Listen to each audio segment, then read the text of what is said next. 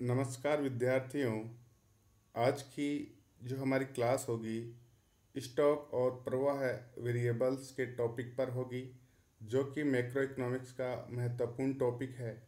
इस क्लास के तहत हम आपको स्पष्ट करेंगे कि स्टॉक और फ्लो वेरिएबल्स क्या होती है और उनका समष्टि अर्थशास्त्र में क्या उपयोगिता है। चूँकि विद्यार्थियों, स्टॉक और प्रवाह अवधारणा का समष्टि अर्थशास्त्र में बहुतायत में प्रयोग किया जाता है, इसलिए इनकी परिभाषा उदाहरणों सहित जानना हमें अपने अध्ययन में लाभ पहुंचाएगा।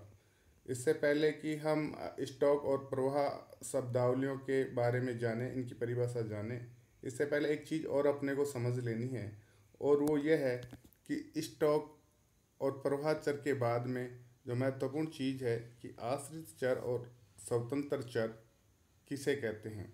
ये आपके सामने बच्चों एक मांग फलन है जो एक्स कमोडिटी की डिमांड को इंडिकेट कर रहा है। एफ फंक्शन का सूचक है, जबकि जो पी एक्स है ये एक्स कमोडिटी के प्राइस को रिप्रेजेंट कर रहा है। पी आर है एक्स वस्तु से संबंधित वस्तु की कीमत का सूचक है। वाई है उपभोक्ता की आय को स्पष्ट कर रहा है, जबकि टी है वो उपभोक्ता के टेस्ट और प्रेफरेंस को अभिव्यक्त कर रहा है। एफ है भविष्य की कीमतों के बारे में, जो उपभोक्ताओं के अनुमान है उसके बारे में बता रहा है। तो उपभोक्ता की जो मांग है एक्स कमोडिटी की, इन चरों पर निर्भर करती है। तो ये जो डिमांड ऑफ एक्स कमोडिटी है ये एक आश्रित चर है, डिपेंडेंट वेरिएबल है, क्योंकि इसकी जो मांग है वो पी एक्स पी आर उपभोक्ता की आय, उसकी पसंद और रुचियाँ, अधिमान और भविष्य की कीमतों पर निर्भर है। तो ये जो फंक्शनल के बाद में ये चर हैं ये इंडिपेंडेंट वेरिएबल है, जबकि डी एक्स है ये डिपेंडेंट वेरिएबल है। तो इसके जानने के बाद में हम जानेंगे विद्यार्थियों कि फ्लो या प्रवाह किसे कहते हैं, स्टॉक किसे कहते हैं। जो फ्लो है, प्रवाह है, ये स्पेसिफिक पीरियड ऑफ टाइम को इंडिकेट कर रहा है। जैसे कोई भी जो टर्म है, चर है, वेरिएबल है, वो किसी पर्टिकुलर आवर से रिलेटेड है, किसी वीक से रिलेटेड है, यानी जो टाइम इंटरवल है उसको अगर रिप्रेजेंट कर रहा है कोई वेरिएबल, तो उसे फ्लो वेरिएबल कहा जाएगा। जबकि स्टॉक वेरिएबल है ये किसी स्पेसिफिक पॉइंट ऑफ टाइम को रिप्रेजेंट करता है। जैसे इसमें दिया हुआ है किसी पर्टिकुलर डेट को बता रहा है, 1 जुलाई है, 1 मार्च है, 1 नवंबर है, 15 अगस्त है, या मंडे को है, या किस पर्टिकुलर वर्ष को वो शो कर रहा है। इसमें पर्टिकुलर वर्ष 2020 दिया हुआ है। तो इसका तात्पर्य यह है कि वह एक स्टॉक चर है। इसमें उदाहरण दिए हुए हैं, ये स्टॉक चरों को बता रहा है, ये फ्लो वेरिएबल्स को बता रहा है। जैसे आपको बहुत सारे स्टॉक प्रवाह चर होते हैं सभी सब्जेक्ट्स में, और बहुत ही विभिन्न क्षेत्रों में स्टॉक और प्रवाह वेरिएबल्स होते हैं। लेकिन चूंकि हम अर्थशास्त्र के परिप्रेक्ष्य में पढ़ रहे हैं, तो हमें इकोनॉमिक्स में जो भी स्टॉक और प्रवाह वेरिएबल्स हैं उनके बारे में बिल्कुल क्लियर पता होना चाहिए। तो ये स्टॉक की अवधारणाएं हैं, कौन कौन से वेरिएबल्स हैं, उनमें सबसे पहला है देश की कुल जनसंख्या, जो कि किसी पर्टिकुलर डेट पर मापी जाती है। कुल श्रम शक्ति भी किसी तारीख विशेष पर इसका आकलन किया जाता है। मुद्रा की मात्रा भी किसी पर्टिकुलर पॉइंट ऑफ टाइम पर इसको मापा जाता है। विदेशी मुद्रा भंडार और इन्वेंट्री इत्यादि ऐसे वेरिएबल्स हैं जिनको स्टॉक कहा जाता है, क्योंकि इनकी विशेषता यह है कि इनको स्पेसिफिक पॉइंट ऑफ टाइम पर कैलकुलेट मापा जाता है। दूसरी जो अवधारणा है बच्चों फ्लो की है। विद्यार्थी जो फ्लो वेरिएबल्स के तहत आते हैं, जिनका एक टाइम अंतराल के साथ में जिनकी गणना की जाती है, समय की एक विशेष अवधि के तहत हम जिसकी गणना करते हैं, ऐसे जो चर हैं वो प्रवाह कहलाते हैं। इनमें राष्ट्रीय आय है, जीडीपी है, राष्ट्रीय बचत है, राष्ट्रीय निवेश है, वार्षिक निर्यात और आयात की मात्राएं हैं। विभिन्न बजट घाटे हैं, जैसे राजकोषीय घाटा, पूंजीगत घाटा, राजस्व घाटा इत्यादि ऐसे घाटे हैं। और भी जो जिनका संबंध किसी विशेष अवधि से रहता है, ऐसे चर प्रवाह चर कहलाते हैं।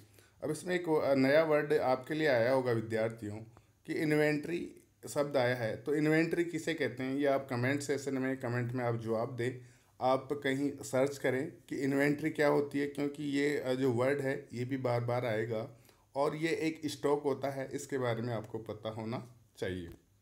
इसका और हम एग्जाम्पल के माध्यम से एक्सप्लेन करते हैं स्टूडेंट कि ये किसी पर्टिकुलर जो कस्टमर है उसका बैंक अकाउंट है।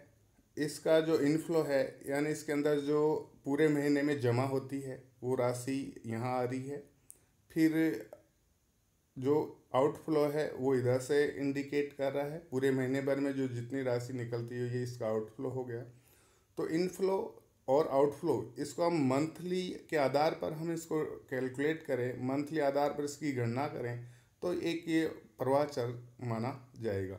लेकिन किसी विशेष तारीख को, जैसे 10 तारीख को इसमें कितनी राशि जमा है, महीने की 15 तारीख को इसमें कितनी राशि बैंक अकाउंट में जमा है, तो वो एक स्टॉक माना जाएगा। स्टॉक के तहत उसकी गणना की जाएगी। मैं फिर बता रहा हूँ कि पूरे महीने की जो इनफ्लो हो रहा है, खाते में जो राशि जमा हो रही है, एक पूरे महीने भर की जो राशि होगी उसको प्रवाह कहेंगे। पूरे महीने में जो राशि बाहर निकल रही है उसको भी प्रवाह कहेंगे। लेकिन किसी विशेष तारीख पर हम ये जांचना चाहें कि उस अकाउंट में कितनी राशि जमा है तो उसे स्टॉक माना जाएगा। इसका एक और हम उदाहरण और देख लेते हैं ताकि और चीज़ें स्पष्ट हो जाए।